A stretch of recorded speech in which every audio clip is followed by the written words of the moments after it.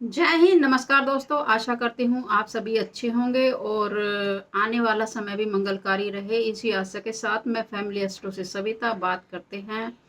7 और 8 रात्रि की मध्य रात्रि को चंद्र ग्रहण लगने वाला है, तो कहीं ना कहीं जो कि सितंबर में है और उसका प्रभाव कहीं ना कहीं 15 दिन पहले 15-20 दिन पहले हमारे जीवन पर उसका प्रभाव दिखाई देने लग जाएगा, क्योंकि चंद्रमा जब पृथ्वी के नज़दीक आता है तो हमारे मन को कहीं ना कहीं विचलित करने वाला होता है और उसका खास तौर से हमारे मन पर प्रभाव पड़ने वाला होता है। तो जो मन ही है वो कहीं ना कहीं हमारे जीवन में हमारे कार्यों को निर्धारित करता है और हमारी जो भावनात्मक है, सोच है, जो हमारा जो भी मन जो हमारा कार्य करने में हमारी रुचि दिखाता है और कोई भी कार्य करने में हमारा मन बहुत अहम भूमिका निभाता है, तो उस पर प्रभाव पड़ता है। तो इस तरह से समय की बात की जाए तो यह 9:57 पर शुरू होगा और 11:41 पर मध्य रहेगा और 1:26 पर यह समाप्त होगा। तो इस तरह से इसका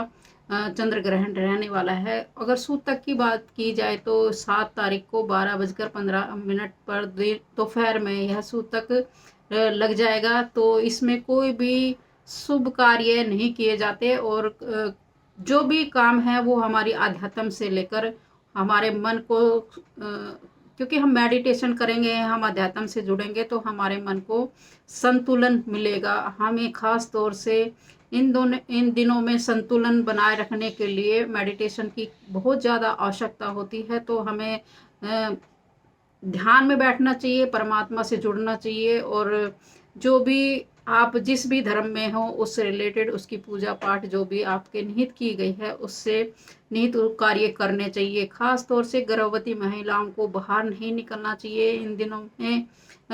अगर खास तौर से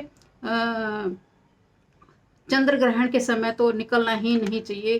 अगर आप निकलते भी खास हिदायत दी जाती है हमारे सनातन धर्म में कि क्योंकि गर्भवती महिलाएं एक नहीं दो जीव उसके अंदर पनप रहे होते हैं, तो एक तो खुद है, एक उसका बच्चा है, तो कहीं ना कहीं दो जीव उसके अंदर है। तो चंद्र ग्रहण होने की वजह से उसके मन पर खास तौर से प्रभाव पड़ता है। तो इन दिनों पे खास तौर से महिलाओं को मेडिटेशन या ध्यान या अच्छी चीज़ें पढ़नी चाहिए ताकि उसके बच्चे पर अच्छा प्रभाव पड़े। तो क्योंकि चाकू या किसी तरह का धारदार इस्तेमाल नहीं किया जाता, क्योंकि चाकू एक नेगेटिव एनर्जी वाला धातु है, कहीं ना कहीं उसका प्रभाव हमारे मन पर पड़ता है। तो इस तरह से हमें उन सब चीज़ों से परहेज करना चाहिए।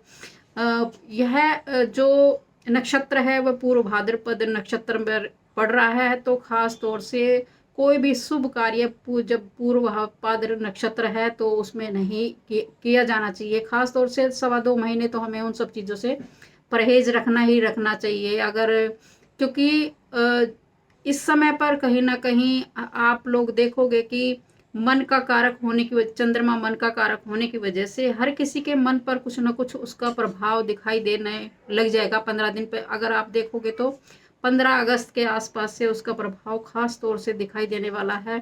तो हमें उन सब चीज़ों से ध्यान रखना चाहिए और हमारे जीवन में किसी तरह की नेगेटिव एनर्जी ना आए उस पर पहले से हिदायत रखते हुए हमें सावधानी रखनी चाहिए, क्योंकि समय ही बहुत ज़्यादा उथल पुथल करने वाला और वैसे भी आप देख रहे हो कि किस तरह से प्राकृतिक आपदाएं हमारे जनजीवन पर प्रभाव डाल रही है। तो क्योंकि जल और चंद्रमा और भी पृथ्वी के नज़दीक आने की वजह से कहीं ना कहीं जल तत्व एक्टिवेट होने की वजह से कहीं ना कहीं सुनामी या इस तरह की प्रभाव हमारे देखने को मिल सकती है, या बादल फटना या इस तरह से वो श्रृंखला थोड़ी ज़्यादा दिखाई दे सकती है। तो हमें जो लोग जल के नज़दीक है खास तौर से उनको समय समय पर सावधानी रखनी चाहिए कि सॉरी, क्योंकि चंद्रमा हमारे जीवन पर बहुत ज़्यादा प्रभाव डालता है। तो इस तरह से हमें ध्यान रखना चाहिए और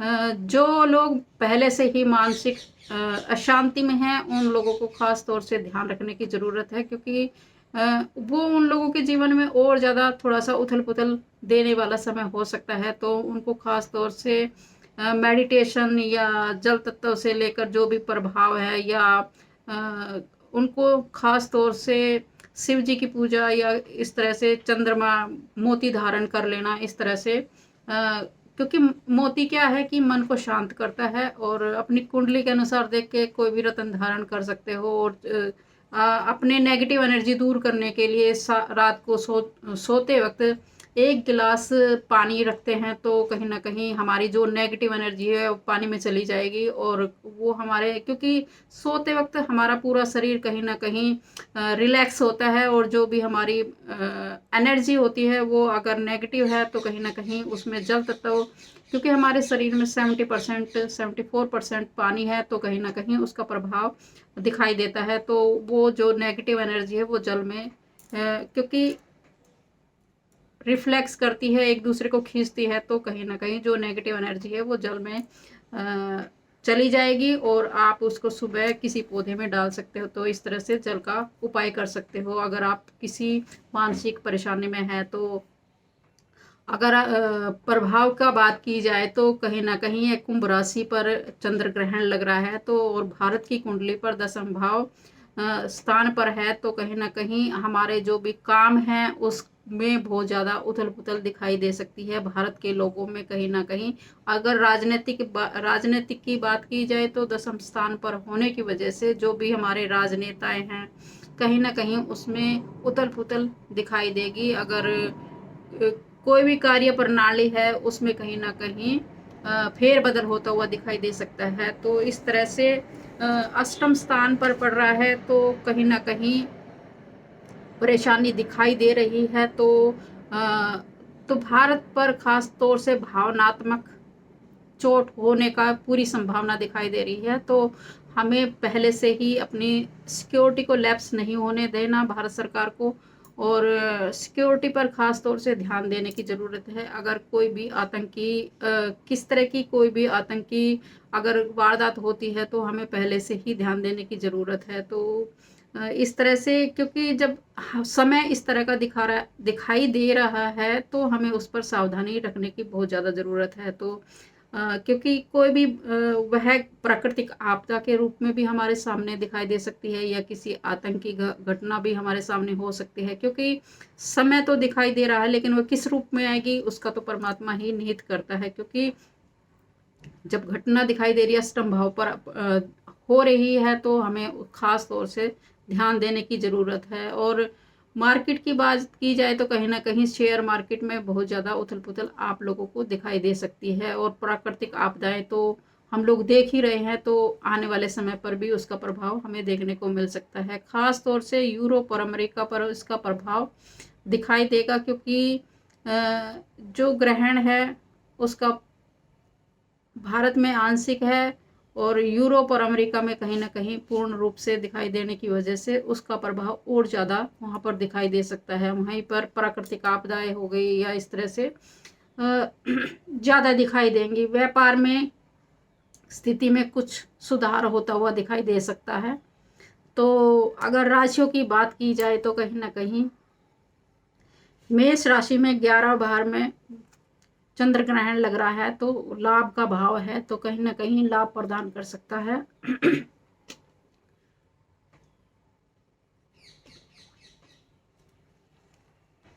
वृषभ राशि में कहीं ना कहीं दशम भाव पर है, तो कार्यस्थान पर बाधा दिखाई दे सकती है, तो हमें सावधानी रखनी चाहिए।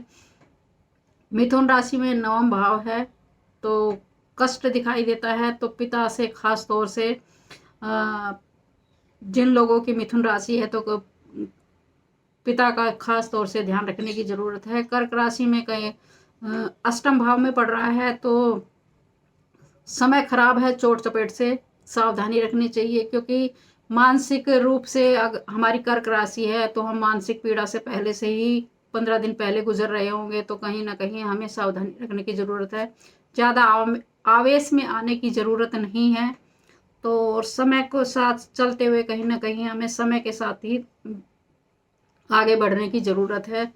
सिंह राशि में सप्तम स्थान पर पड़ रहा है, तो आपके व्यवसाय में कहीं ना कहीं रुकावट आ सकती है, और जीवन साथी को भी थोड़ा बहुत ध्यान रखने की ज़रूरत है, क्योंकि सप्तम भाव व्यापार, हमारा नौकरी या हमारा जीवन साथी उनसे रिलेट करता है, तो हमें उन सब चीज़ों से सावधानी रखने की ज़रूरत है। कन्या राशि 6 स्थान पर पड़ रहा है, तो शत्रु पर विजय प्राप्त हो सकती है, क्योंकि यह छठा भाव है, तो कहीं ना कहीं शत्रुओं पर विजय प्राप्त करने का समय है। तो कहीं ना कहीं अगर उनसे कोई पीड़ा है तो आप उन पर विजय प्राप्त कर सकते हो। क्योंकि तुला राशि है, उसमें पंचम स्थान पर पड़ रहा है, तो कहीं ना कहीं हमारी संतान को लेकर हम चिंतित हो सकते हैं। संतान के विषय में हमें सावधानी रखनी चाहिए। वृश्चिक राशि है, उसके 4th स्थान पर पड़ रहा है, तो कहीं ना कहीं हमारा सुख का भाव है 4th स्थान, कहीं ना कहीं कष्ट दिखा रहा है। तो हमारी जनता के बीच में कोई ऐसा व्यक्ति है जिसकी जनता के बीच में छवि है, तो खराब भी हो सकती है, तो खास तौर से उसको ध्यान रखने की जरूरत है। धनु राशि है वालों को 3 स्थान पर है, अच्छा फल देगा, क्योंकि लेकिन भाई बहनों से कुछ मनमुटाव होने की पूरी संभावना दे सकती है। तो मकर राशि है, दूसरे भाव में पड़ रहा है, तो दूसरा भाव हमारा धन का भाव है, तो धन में हानि होने की पूरी संभावना है। तो हमें उन सब चीज़ों से, हमारी वाणी खराब हो सकती है, हमें उन सब चीज़ों से सावधानी रखने की ज़रूरत है। कुंभ राशि में हमारे खुद के शरीर पर पड़ रहा है, तो हमारे मानसिक परेशानी हो सकती है, हमें उन सब चीज़ों से सचेत रहना है। शारीरिक कोई कष्ट हो सकता है, कोई बीमारी हमारी उत्पन्न हो सकती है जल तत्व को लेकर, तो हमें उन सब चीज़ों से सावधानी रखने की ज़रूरत है। मीन राशि में 12वें स्थान पर है, तो सावधान रखने की ज़रूरत है, क्योंकि 12वां भाव कहीं ना कहीं हॉस्पिटल का है